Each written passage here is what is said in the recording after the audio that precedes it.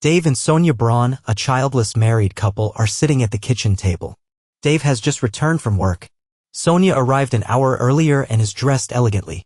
Near the front door, there's a small suitcase. Now, Dave, the most important thing I want you to finish this weekend is painting the nursery.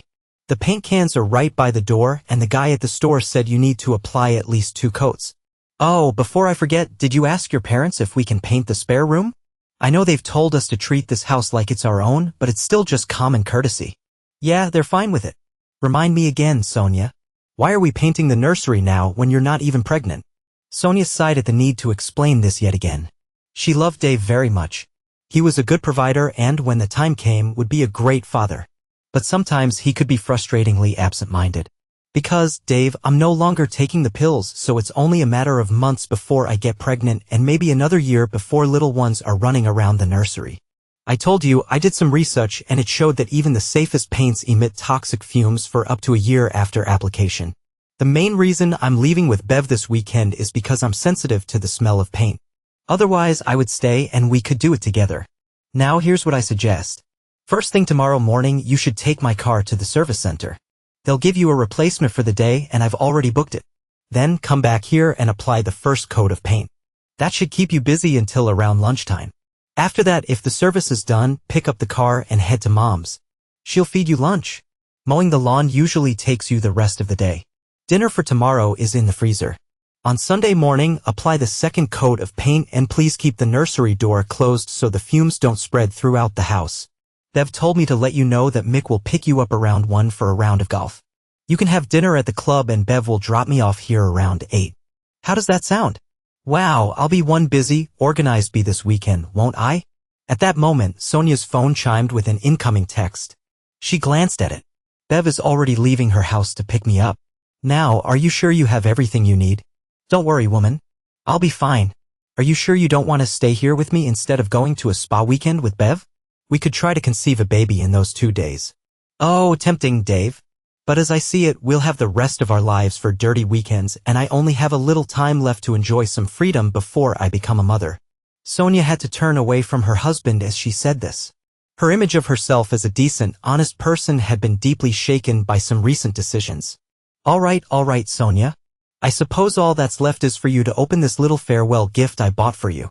Dave reached under the table and placed a small wrapped box in front of Sonia about the size of a pack of cigarettes. She looked at it a little puzzled. Should I open it now, Dave? Can I do it over the weekend? That's up to you. You can open it now or later, but I strongly recommend using it this weekend. Sonia grabbed the gift and began tearing off the wrapping, revealing a box wrapped in cellophane. It took her a moment to realize what it was. Dave filled the silence. I had to make an executive decision, but I figured 12 should be enough protection for 2 nights and 2 days at the spa with Paul. I took the risk of buying extra large ones because I assume he's bigger. After all, you wouldn't leave our marriage and future family for someone as average-sized as me, right? Sonia froze in shock, unable to take her eyes off the box of protection in her hand. Dave kept talking anyway. I also assume your massive to-do list for me while you're away was meant to distract me from thinking about questions like, why did Sonia avoid answering when I asked which spa you and Beverly are going to? Or why did she convince me not to call her this weekend? Sonia couldn't move, couldn't think, couldn't act. Her foolproof plan to have one harmless fling before motherhood, encouraged by her best friend, had just blown up in her face. She was stunned. Did you keep the receipt for the paint, dear? Yes, the room needs repainting, but I don't think a soft pastel shade suitable for either a boy or a girl is appropriate right now. I'll pick a different color when I drop your car off at the service center tomorrow. I suppose, thinking logically, you have no reason to rush back on Sunday afternoon since I now know what you're really going to be doing. Oh, and by the way, excellent acting. You were really convincing in your lies. Not believing in empty words, Dave fell silent and watched as Sonia destroyed herself with self-blame. Leading up to this moment, he had wondered if she had a backup plan in case the real reason for her trip ever came to light. Now, observing her face like an open book, he realized she didn't. Interestingly, she didn't bother to deny what he had said. Maybe the fact that he not only knew what she was planning to do this weekend, but also with whom, convinced her that lying was pointless. Perhaps she finally remembered just how fundamentally honest she was. He waited until she looked him in the eyes, trying to get a sense of what she was thinking. And finally she did. At last. You think I'm still planning to leave for the weekend? I can't go now. I have to stay.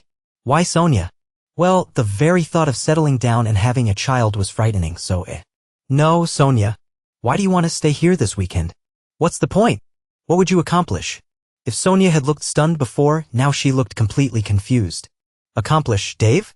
Well, I can explain why, Dave. So you can forgive me. After all, I haven't done anything yet. Yes, I plan to. But not anymore. Dave never. If Sonia had dared to look at Dave's face, she would have known just how dead the horse she was beating was. She had been justifying her actions in her own mind before finally giving in to Bev's nagging and agreeing to join her on one of her secret weekends away from marriage. If she had ever thought about the consequences of getting caught afterward, she would have sworn her marriage was strong enough to survive it. Now, knowing that nothing had actually happened, she already believed forgiveness had been given. All she had to do was weather the storm. Repent. That would get her life plans back on track. When? In 6 months? In a year? That's what she thought, which is why Dave's next words caught her off guard. Just go, Sonia. Go to your stallion. Go to your mother. Honestly, I don't care where, just go. For the first time since Dave's revelation, Sonia dared to look at her husband's face. He was looking down, his expression calm and unmoved. The only hint of emotion was the damp glimmer in his eyes. Sonia figured it would be best to leave for a short while. Right now, Dave was clearly angry and she didn't want him to say something he would later regret. She was already crafting a story for her mother in her head. How long should I stay away, Dave? Dave looked at her and shook his head. Forever, Sonia. Sonia's jaw dropped. Dave ignored her reaction. Yes, we had 5 good years, but it's over. There's nothing more to say. We don't have kids and this house belongs to my parents. We both earn about the same amount of money, so there's no need to even talk about alimony. I spent the last 2 days hiding our money. I think it's fair since I didn't waste a single cent while we were together and you spent your share on clothes, that flashy car, and your weekend trips with Bev. I closed the accounts and credit cards right before coming home. I suppose you could go to a lawyer, but it'll cost you more than what you could get back. If I were you, I'd treat it as a valuable lesson for your future relationships. And one more thing, Sonia. Dave paused dramatically. Get lost. Sonia was once again completely confused. She hadn't done anything to justify such a reaction. Unless Dave's mention of other trips implied he thought she had taken similar trips before. All the previous ones had either been genuine relaxing weekends or her cover for Bev's antics. That gave her a sense of relief. Oh God, do you really think I've already cheated on you? Well, I haven't. This was supposed to be the first time.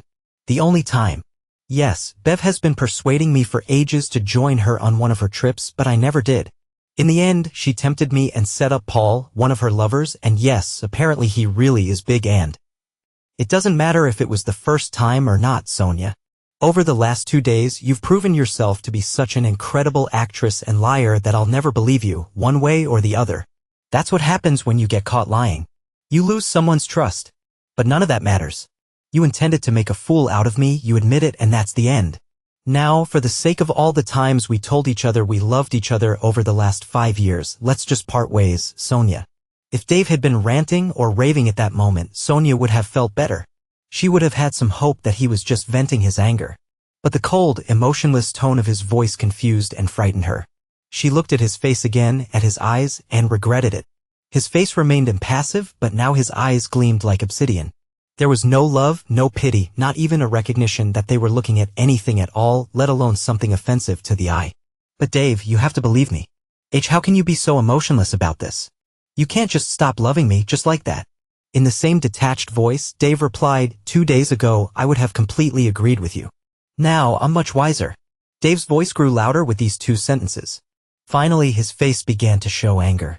On Wednesday, I come home from work a few minutes early, with flowers for you, I might add, and park on the lawn in front of the house to wash the SUV.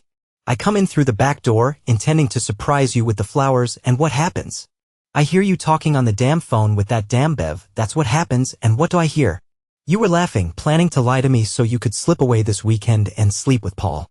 You were giggling, making plans to keep me busy so I wouldn't have time to think about where you were or what you were up to. But Dave, you know I always giggle when I'm nervous, You laughed while stabbing me in the back. That almost instantly drained all the love I had for you. Knowing that I would just kill you if I kept walking to the kitchen, I left. Since then, everything from my side has been an act. Dave fell silent, his chest heaving and his eyes gleaming with hatred. He fought the urge to strangle the stranger who had tricked him into believing she loved him. the actress who had wasted more than 5 years of his life. Sonia's thoughts were spinning. If she could only make Dave believe that she had never done anything except plan. This really was the first time. And she truly did giggle when stressed. She had to convince him. It was time for her to have a child. This was all part of the plan. Dave was fiddling with his phone. He pressed a button, then held it up to her. His face turned back into an emotionless mask. Her voice, her own voice, came from the phone speaker. Ha ha ha, I guess it'll be a hot thought, imagining poor old naive Dave painting the nursery while I'm sleeping behind his back. Ha ha ha, you could say I'm feathering our nest, trying out another man's charms in his nest. Even with all her rationalizations, filters, and delusions, Sonia acknowledged that this tiny snippet was incredibly devastating. For a moment, she was able to imagine what Dave must have felt when he first heard it. The task before her, rebuilding his trust and love, suddenly felt like staring up at Everest from base camp. At that moment, the sound of a car horn broke the silence. Bev had arrived. She remained in the car, hoping to avoid making eye contact with her longtime friend, the friend whose wife she had lured into her own morally decayed view of the world. Sonia heard the horn and realized it wouldn't stop until she went out and talked to her best friend. The problem was, her fight needed to start right here and now. She was torn by the dilemma. Dave pulled her out of her indecision. I guess that answers my question. What question, Dave? An hour ago, when I talked to Mick, he was still undecided about whether to confront his cheating wife before she left or set a trap for her while she was gone. I guess he's decided to go with the latter. Sonia glanced at the phone in her husband's hand and recalled that conversation with Bev on Wednesday. She was almost sure that Dave had heard enough from her words to figure out that Bev was an experienced adulteress, even from just one side of the conversation. Her best friend was in big trouble. She just didn't know it yet. Turning around, Sonia rushed out of the house. It was raining quite heavily, so she jumped into the passenger seat. He knows. Who knows what? Mick knows that you're going away this weekend to have sex with Peter. Without giving Sonia a chance to respond, Bev hit the gas. Soon after, Dave heard the sound of screeching tires outside. Not quite believing his luck at how easily he got her out of the house, Dave placed Sonia's suitcase on the porch, sent Mick a single word, enter, then grabbed his tools and started changing the locks. He whistled as he worked, and why not? He had already shouted out his anger, cried over his regrets, and banished the evil from his life. Sonia was too busy crying and ranting on Bev's shoulder to even bother him with phone calls, and that suited him just fine.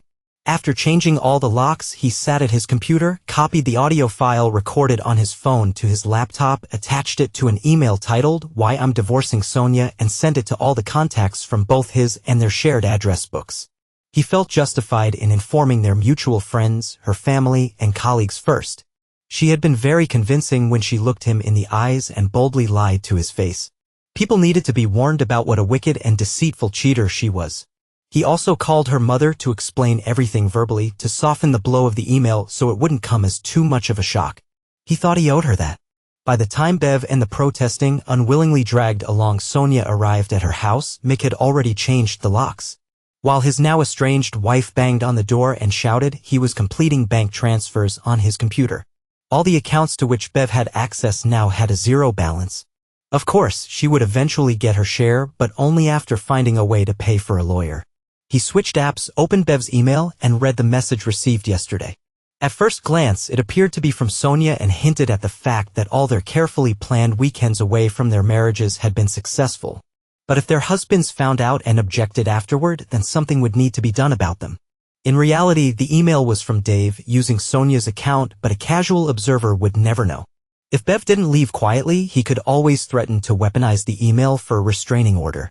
When it became clear that pounding on her old front door was doing nothing but attracting the curiosity of the neighbors, Bev returned to her car where Sonia was waiting.